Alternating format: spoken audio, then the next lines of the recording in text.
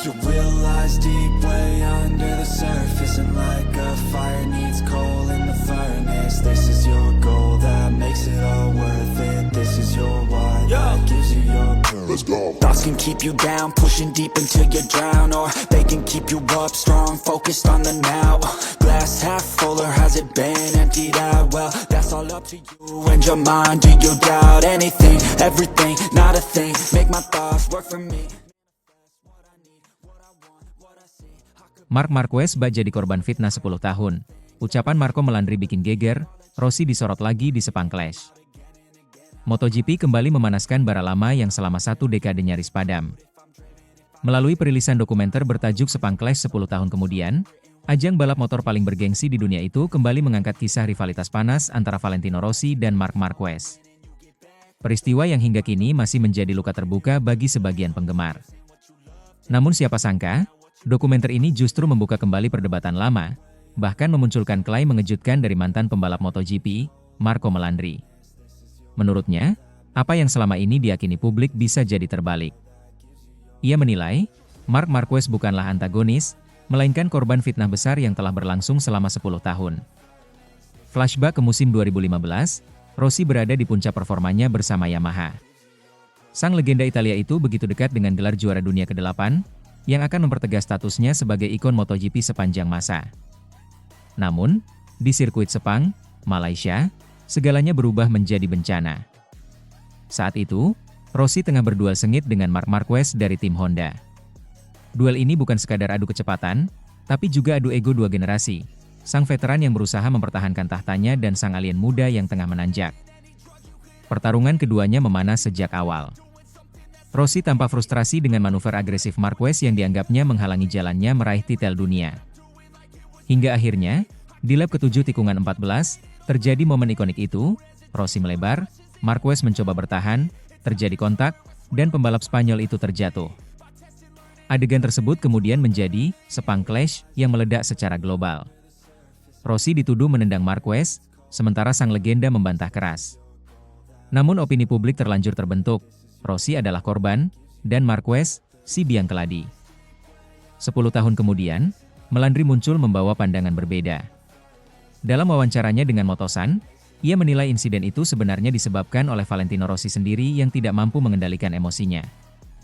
Di Malaysia, yang penting bukan siapa yang lebih cepat, tapi siapa yang menunjukkan kekuatan, kata Melandri. Valentino memperlambat lajunya 2 atau 3 kali dan menatap Marquez. Itu hal yang tidak pernah dilakukan Marquez sepanjang karirnya. Bagi Melandri, tindakan Rossi saat itu jelas disengaja, sebuah gestur emosional yang seharusnya tak pantas dilakukan oleh pembalap sekelas dirinya. Dia, Rossi, adalah ikon dunia, seharusnya tidak melakukan gestur seperti itu. Menurut saya, itu 100% disengaja, tegasnya.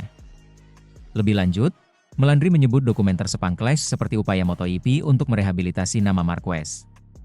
Mereka ingin membersihkan citra Marc, yang selama 10 tahun menjadi sosok jahat karena dianggap menggagalkan gelar Rossi, ujarnya. Menurut Melandri, saat ini MotoGP memang membutuhkan figur sentral baru yang bisa menarik massa seperti Rossi dulu. Dan Marc Marquez dengan karisma, gaya balap ekstrim, serta keberhasilan barunya meraih gelar dunia bersama Ducati, adalah sosok yang paling tepat. Sekarang mereka butuh Marquez untuk disukai, tapi mereka sudah membuatnya begitu dibenci sejak 10 tahun lalu. Sekarang tidak mudah memperbaikinya, tambahnya. Komentar itu membuat suasana semakin panas. Banyak pihak menilai ucapan Melandri seolah membuka luka lama dan membalikkan narasi publik. Apalagi, Rossi selama ini dikenal sebagai pahlawan rakyat MotoGP, sosok yang membawa olahraga ini ke level popularitas global. Namun, di sisi lain, pandangan Melandri juga seolah memberi ruang bagi Marquez untuk dilihat dari sudut berbeda, bukan sebagai antagonis, melainkan korban salah persepsi. Melandri bahkan menegaskan bahwa jika rekaman insiden dilihat dengan teliti, terlihat jelas Rossi kehilangan kendali emosi. Untuk pertama kalinya, Valentino berada di bawah tekanan besar. Ia kehilangan kesabaran dan melakukan kesalahan, ujarnya. Ia menambahkan detail teknis yang cukup mengejutkan. Tonton lagi rekamannya. Tepat sebelum insiden itu, garpu motornya lurus karena dia melepas rem dan membuka gas dengan sengaja agar bisa menyingkirkan Marquez dari jalur dan menghantamnya dengan keras. Pernyataan tersebut membuat publik MotoGP kembali terbagi dua. mereka yang tetap membela Rossi, dan mereka yang mulai mempertanyakan narasi lama. Setelah kejadian itu, Rossi dijatuhi hukuman berat. Ia harus memulai balapan terakhir musim 2015 di Valencia dari posisi paling belakang. Dalam performa heroik, The Doctor mampu finish di posisi keempat, namun tetap gagal menjadi juara dunia karena Jorge Lorenzo keluar sebagai pemenang dan mengamankan gelar. Sejak saat itu, hubungan Rossi dan Marquez tidak pernah benar-benar pulih. Bahkan hingga Rossi pensiun, bayang-bayang, Sepang Clash selalu mengikuti karir keduanya. Kini, setelah 1 dekade berlalu, dokumenter Sepang Clash, 10 tahun kemudian membuka kembali luka lama itu. Dan ucapan Melandri membuat semuanya semakin kontroversial, seolah mengatakan bahwa selama ini, publik telah salah menilai siapa korban dan siapa pelaku. Apakah benar Marc Marquez selama ini menjadi korban fitnah besar yang menodai karirnya selama 1 dekade? Ataukah ini hanyalah upaya sebagian pihak untuk menulis ulang sejarah demi kepentingan baru MotoGP? Yang jelas, dokumenter ini telah berhasil melakukan satu hal, menghidupkan kembali debat paling panas dalam sejarah MotoGP. Dan kini, baik penggemar Rossi maupun pendukung Marquez sama-sama kembali terpecah, menandakan bahwa meski sudah 10 tahun berlalu, Sepang Clash masih menjadi luka yang belum siap untuk disembuhkan. Lies deep way under the surface, and like a fire needs coal in the furnace. This is your goal that makes it all worth it. This is your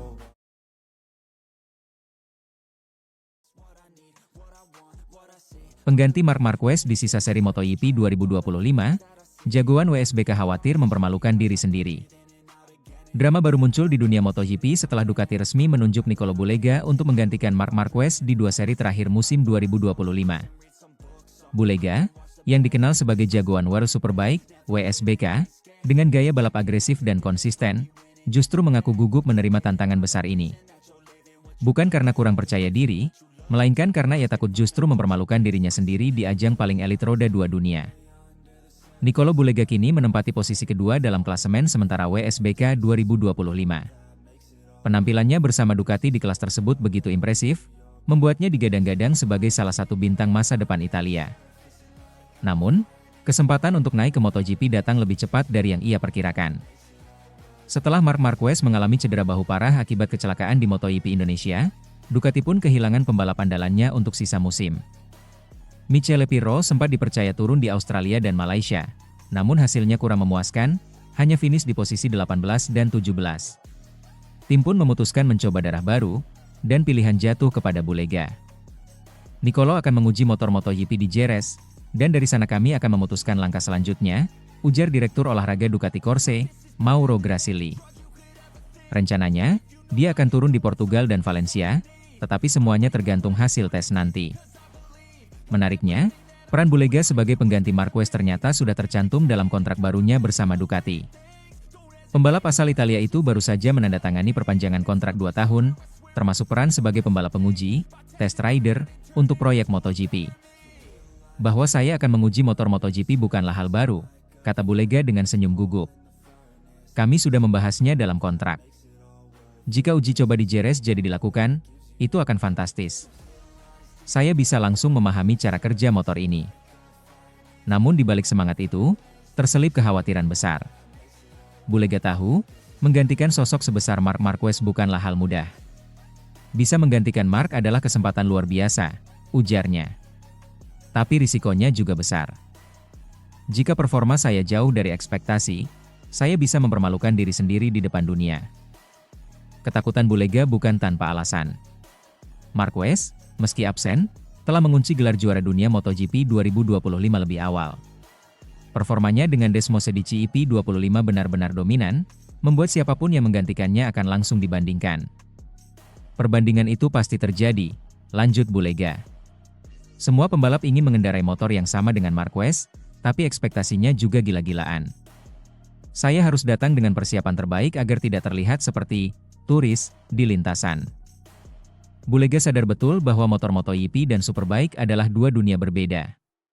Dari segi teknologi, tenaga, hingga aerodinamika, semuanya menuntut pendekatan baru.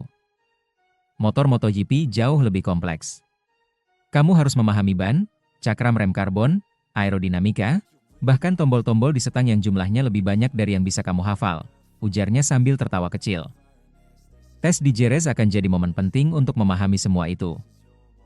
Ia juga menambahkan bahwa sesi tes akan membantunya menghindari kesalahan besar di 2 balapan penting nanti.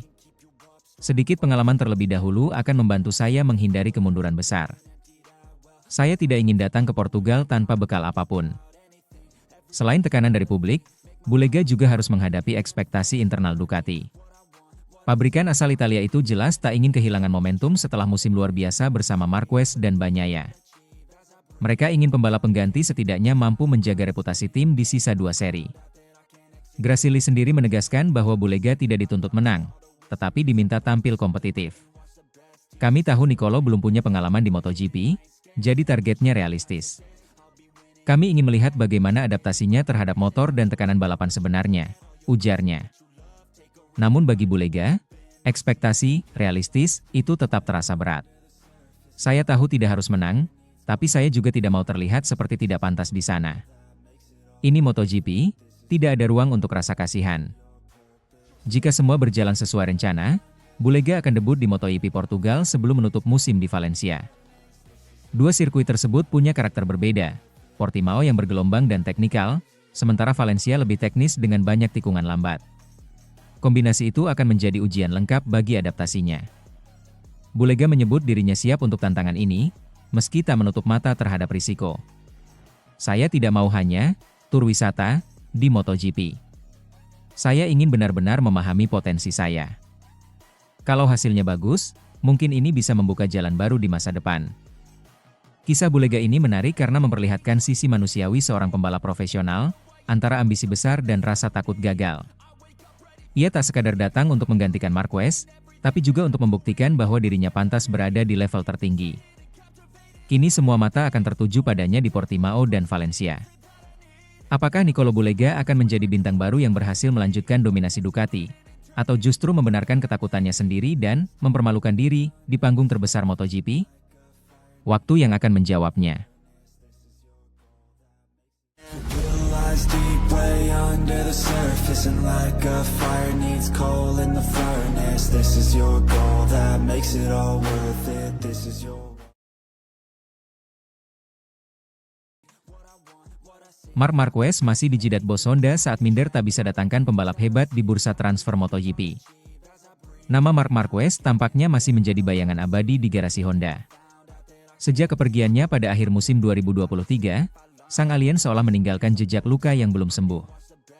Bukan hanya di papan klasemen, tapi juga di hati orang yang dulu begitu percaya padanya, Alberto Puig. Manajer tim pabrikan Honda itu kini harus berhadapan dengan kenyataan pahit. Sulit mencari pembalap sehebat Marc Marquez di tengah bursa transfer yang semakin liar. Meski Joan Mir sukses membawa Honda naik podium di IP Malaysia akhir pekan lalu, perasaan lega itu tak bertahan lama. Podium tersebut memang menjadi sinyal bahwa Honda belum mati. Namun, bagi Puig, itu belum cukup untuk menutupi kenyataan bahwa tim asal Tokyo itu masih tersesat setelah kehilangan ikon terbesarnya. Kami berkembang, tapi tekanan tidak pernah berkurang, kata Puig dengan nada realistis. Marc Marquez pergi, tapi auranya masih menghantui markas Honda. Setiap kali Puig melihat motor RC213V beraksi, yang muncul di pikirannya bukanlah Mir atau Luca Marini, tapi bayangan Marquez yang dulu menari di tikungan dengan penuh percaya diri. Honda telah mencoba banyak cara, mengubah arah pengembangan, mengganti insinyur, bahkan membuka kerja sama teknis lintas pabrikan. Namun, belum ada yang mampu menghadirkan kembali sensasi, alien mode, seperti era emas Marquez. Puig mengakui hal itu tanpa basa-basi. Sulit, bahkan hampir mustahil, menemukan pembalap dengan kombinasi bakat, nyali, dan insting balap seperti Marc, ujarnya. Kini, di hadapan mereka terbentang musim bursa transfer MotoGP yang disebut silly season. Tahun depan, hampir semua kontrak pembalap besar berakhir pada 2026. Itu artinya, pasar akan bergolak. Tapi bagi Honda, gelombang besar itu justru terasa menakutkan. Pasar tahun 2027 akan sedikit tidak lazim, ungkap Puig. Ada regulasi mesin baru dan pemasok ban baru. Pembalap akan sulit menebak motor mana yang terbaik. Artinya, banyak rider yang akan menahan diri sebelum menandatangani kontrak baru. Tapi untuk Honda, situasinya justru lebih pelik. Mereka tidak hanya harus berhadapan dengan ketidakpastian regulasi, tapi juga dengan reputasi yang sedang menurun. Tak banyak pembalap top yang mau berjudi dengan motor yang sudah lama tertinggal dari Ducati atau KTM. Bahkan Yamaha, rival abadi Honda, menghadapi dilema serupa.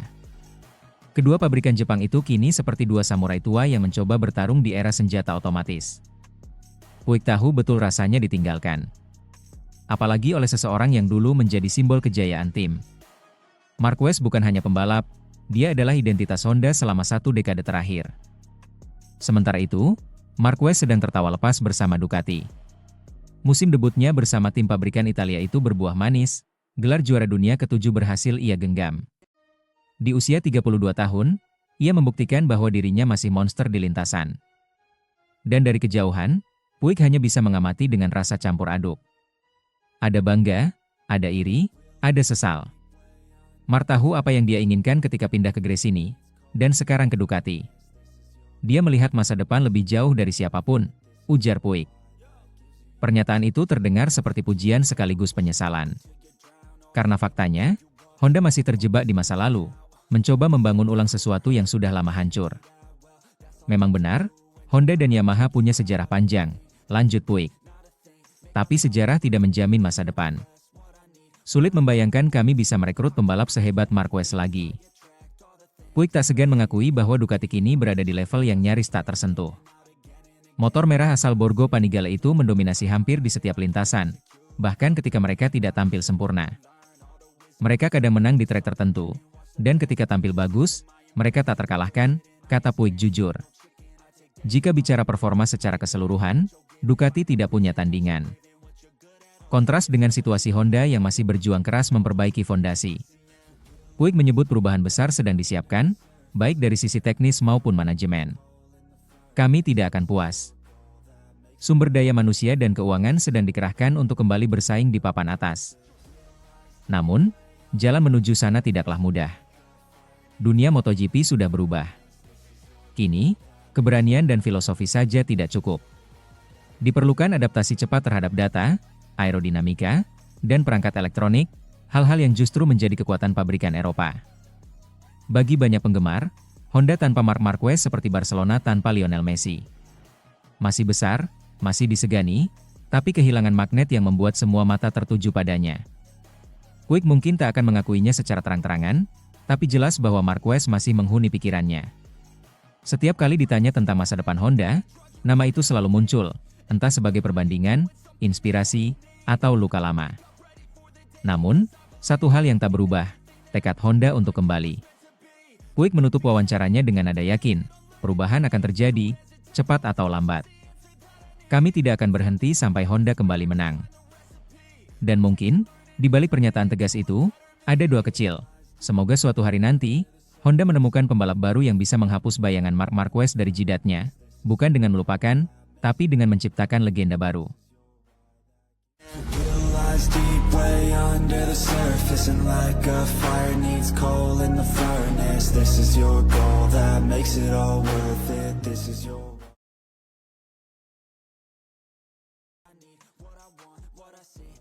Tertutupi kilau Marc Marquez, Ducati justru dinilai alami kemunduran. Dominasi Marc Marquez di MotoGP 2025 memang sulit terbantahkan. Pembalap Ducati Lenovo itu tampil seperti terlahir kembali, menembus batas, dan membawa YP25 ke puncak klasemen dengan performa yang nyaris sempurna. Namun di balik gegap gempita keberhasilan Marquez, muncul suara sumbang dari legenda MotoGP asal Australia, Casey Stoner, yang menilai bahwa Ducati sebenarnya sedang mengalami kemunduran. Ya, menurut Stoner, keberhasilan Marquez bukanlah bukti evolusi positif Ducati, melainkan cerminan dari betapa luar biasanya talenta sang pembalap. Bukan motor yang lebih baik, melainkan Marquez yang mampu menambal kekurangan dari Desmosedici YP25, motor yang sejatinya justru kalah matang dibanding pendahulunya, YP24. Musim ini, Ducati memperkenalkan YP25 dengan harapan besar. Motor itu dirancang sebagai puncak inovasi, lebih ringan, lebih aerodinamis, dan lebih responsif di tikungan.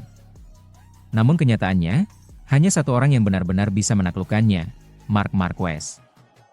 3 pembalap menggunakan YP25 musim ini, Francesco Bagnaia, Fabio Di Giannantonio, dan Marc Marquez sendiri. Dari ketiganya, hanya Marquez yang menjelma jadi monster di lintasan. Ia mengoleksi 15 podium utama, dan langsung bisa mengunci juara dunia di saat masih tersisa 5 balapan. Sementara itu, Bagnaia, juara dunia 3 kali, justru tampak kesulitan menemukan ritme. Ia gagal mencetak poin di Indonesia dan Australia, bahkan terjatuh di 2 kesempatan penting yang membuat posisinya di klasemen anjlok. Di Malaysia, meski sempat bersinar dengan kemenangan di sprint race, ia kembali gagal finish di balapan utama, cermin inkonsistensi yang tak biasa dari seorang Bagnaia. Bagnaia tidak mendapatkan 1 poin pun di 2 seri besar, dan itu bukan sesuatu yang normal untuk motor sekelas Ducati, ujar Stoner dengan nada kritis. Begitu pula Fabio Di Giannantonio. Pembalap VR46 Racing itu sempat mencuri perhatian dengan gaya balapnya yang halus dan agresif sekaligus, namun hasilnya masih jauh dari kata konsisten. Dari lebih dari 15 balapan, Di Gia hanya 3 kali naik podium balapan utama. Jika Mar bisa menang 15 kali dengan IP25, tapi 2 pembalap lainnya kesulitan, itu artinya bukan motornya yang hebat, melainkan pembalapnya, tambah Stoner, dikutip dari Motosan melalui juara.net. Pernyataan Stoner sontak mengundang kontroversi. Ia bahkan menyebut, IP24 masih lebih bagus dari IP25.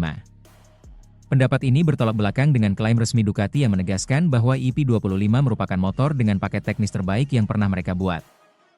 Namun jika melihat data, ada benarnya juga.